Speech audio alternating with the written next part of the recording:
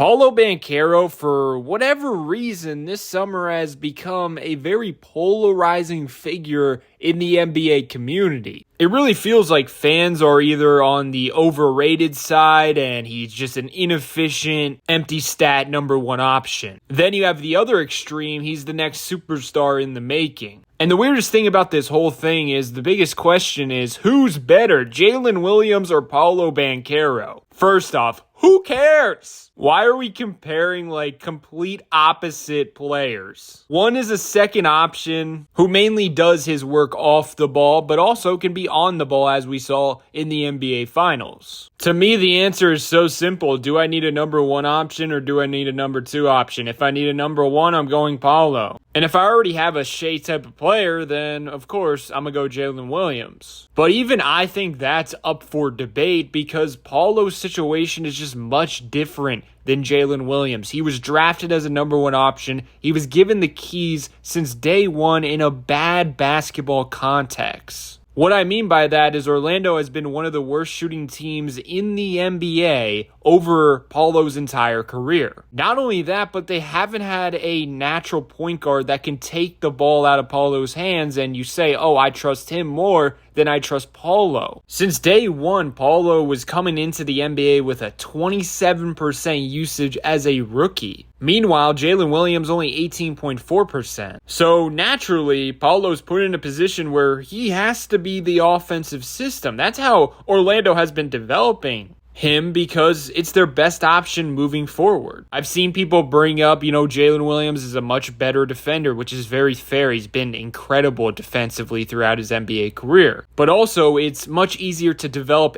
into that type of defender when you're not a number one option. That's why, once again, I think this whole debate is so pointless because they're on two completely different pathways as players. And honestly, both of them are succeeding at such a high level in their different scenarios. So in reality, I don't think there really is a wrong answer. I've also seen the detractors of Paolo bring up that Orlando wasn't a very good team last year, completely ignoring that if they stayed healthy, they probably would have been a top 5 team in the Eastern Conference. And also, when Paolo started the year, he was playing like an MVP caliber player the first couple games. Extremely small sample size, but still, he was efficient doing so. And then when he came back from that oblique injury, he really struggled and seemed like people were using that against him because he was just getting back into the flow of things. But again, he ended the season very strong. The last 20 games, he was averaging 29.7 points, 8.1 rebounds, and 4.7 assists per game while shooting 49% from the field, and Orlando had an 11-9 record. In terms of play style, I truly think he's the closest thing to Giannis. I mean, this dude is in the category of Shaq and Giannis where he's just physically imposing. At 20 years old, immediately he came into the NBA and averaged 7.4 free throws per game. That's just absolutely incredible. Last season, once again, 8.4 free throws per game, shot 72% from the free throw line. And obviously, he's not at the level of Giannis quite yet, but keep in mind he's 22 years old. Their styles really remind me of each other, where Giannis, if you watch him play at times,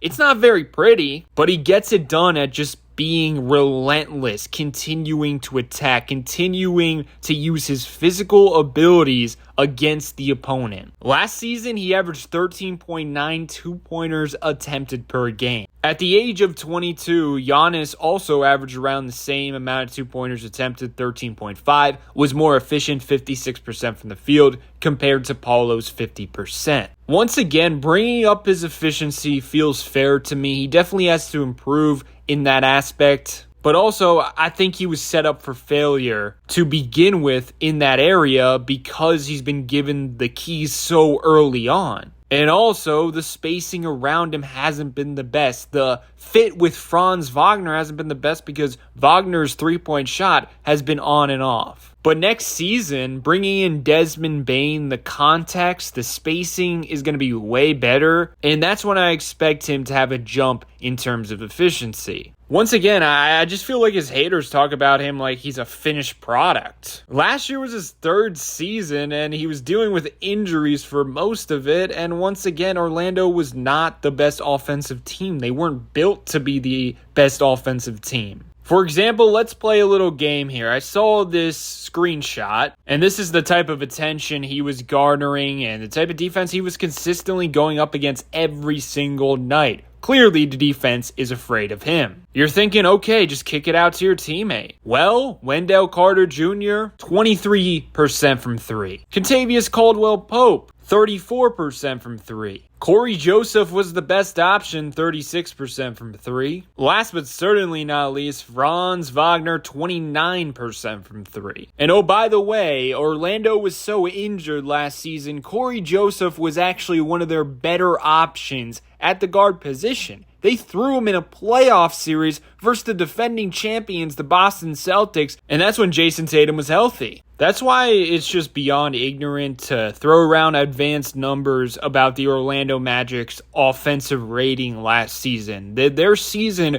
was destroyed by injuries. So many players were in and out of the lineup, and then they came back, they weren't fully healthy, they had to get a rhythm. It'd be one thing if they were fully healthy the whole entire season and the advanced numbers still looked hideous. But frankly, that just wasn't the case. His haters like to bring up his net rating and all that, but how about we talk about he was one of the main reasons why Orlando broke their playoff drought. Since 2023, take away his rookie season, Orlando has a 67-59 record with Paolo Banchero. Overall, I'm excited to see the Orlando Magic next season. I'm really excited for the addition of Desmond Bane. I feel like he's going to open up the floor for their two best players. Also, there hasn't really been many players that can run a dribble handoff with Paulo where he's the screener. And I'm hoping the coaching staff and Paulo accepts him doing a little more dirty work, like setting a screen for Desmond Bane, because that will make him a more dynamic player. Also, I see him only averaging 1 offensive rebound during the regular season. He can definitely average 2 offensive rebounds. He does it in the playoffs. So I would like to see him improve in that category, and also defensively just keep making strides. And of course, as a decision maker, try to cut down those turnovers. Once again, he's not a finished product by any means, but that's also scary to think about because he's been very, very productive and impactful on winning despite what the advanced numbers say. And remember, only 22 years old, yet he's built like Giannis in his prime already. He's a damn football player out there. I'll end off by saying it just feels like people judge Paulo like he's a finished product, and he's far from a finished product. Just relax, pump the brakes, let's see him a little more. The one thing I always say is players gotta go through failures to become what they are. A lot of times what players need to take that next step is shortcomings in the playoffs because it makes them realize what they need to continue to get better. Overall, just bizarre discourse with Paulo in my opinion. Let me know your thoughts below. Have yourself a great day and peace out.